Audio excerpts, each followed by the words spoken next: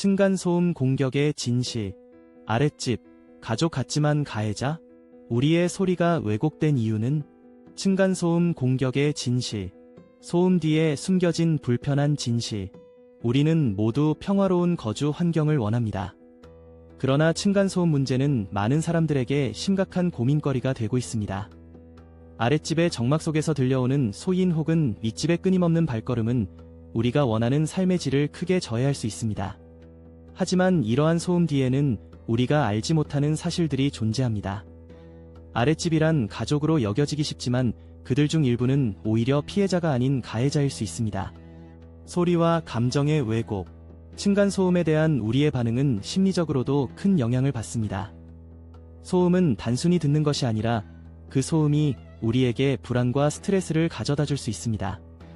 최근 들어 아랫집에서 발생하는 소음이 단순한 생활소음이 아니라 특정한 목적을 가지고 이루어진 것일 가능성도 제기되고 있습니다.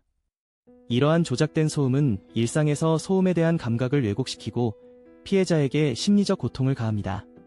조직 스토킹의 확산. 층간소음의 원인은 단순히 일상적인 소음이 아닙니다. 최근에는 아랫집이나 윗집에서 특수장비를 이용해 피해자를 괴롭히는 경우가 늘어나고 있습니다.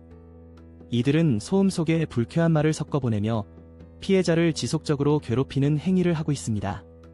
이와 함께 거리의 냉담한 목소리는 주거와 같은 상스러운 욕설로 가득 차 있으며 이는 가해자들의 지시 아래 이루어지고 있습니다.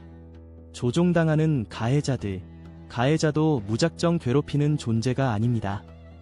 이들은 어떤 형태로든 이미 조종되고 있는 피해자일 가능성이 큽니다. 주변에서 발생하는 속삭임과 조롱은 단순한 괴롭힘이 아니라 사회 전체를 통제하려는 시스템의 일부일 수 있습니다.